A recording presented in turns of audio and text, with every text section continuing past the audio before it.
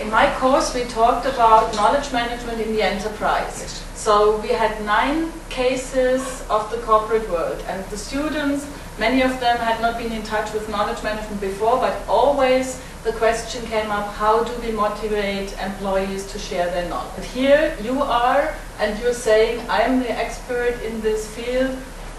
It is sort of a paradox. You do not write here, I'm the expert, call me. You give away your knowledge, Yes. in a sense. So can you tell us something about the secrets of this paradox? Yes, I think I'm very open in terms of sharing my knowledge, and it's not just me. I mean, I am essentially a publishing company, the CEO of a publishing company. So we've got about 10 to 15 books, translations in Japanese. One of our authors was in CNN about 3 weeks ago, and in that case, I am a pure publisher. This is like, if you want to write a book, you come to me, I publish your book. Yes, but I will encourage even my authors to blog about the book extensively, including perhaps if you trace some of my blogs, you can get almost 90% of my books through my blogs. I think it works because people will also buy a book. This is not one of the things about blog is chronological. Chronological is very difficult in your mindset to get to.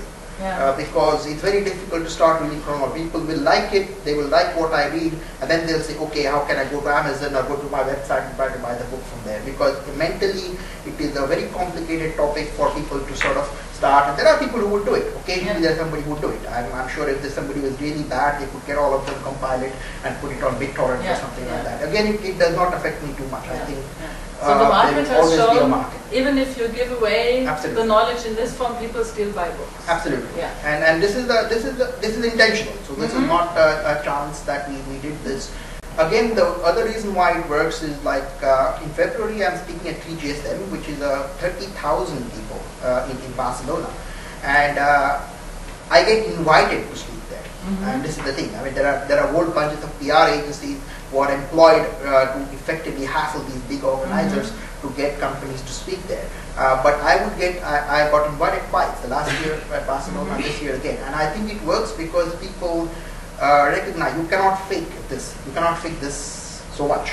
I mean, you cannot have somebody just kind of making it up and things like that. So there is a long history behind this. So people can understand that. So it works in the other ways. It works. I was in the BBC again.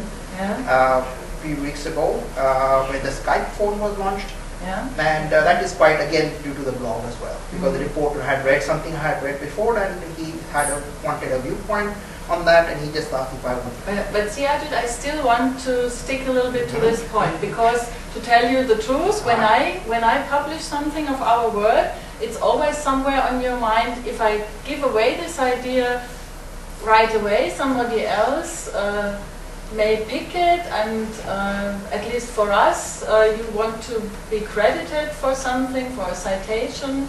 And do you have some things where you also think this is something I should come out with later, or I don't go that far? Not something that is internal because you work for a customer, just what you think this is knowledge. Do I share it, do I record it? Or this has actually happened before.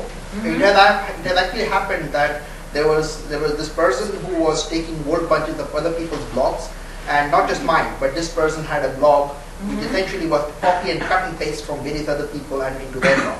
And I think what happened was I started getting a whole bunches of emails saying that this person is copying your blog, and not only me, but the 5 other people who were also being copied also started to get emails.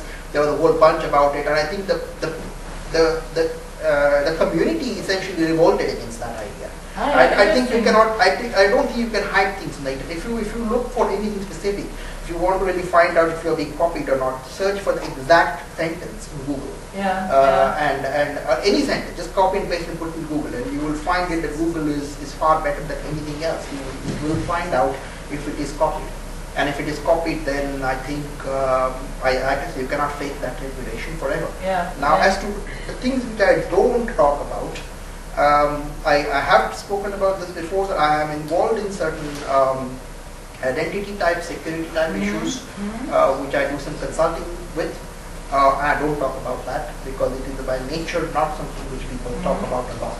So there is a whole different side of my work and consulting which I do not talk about.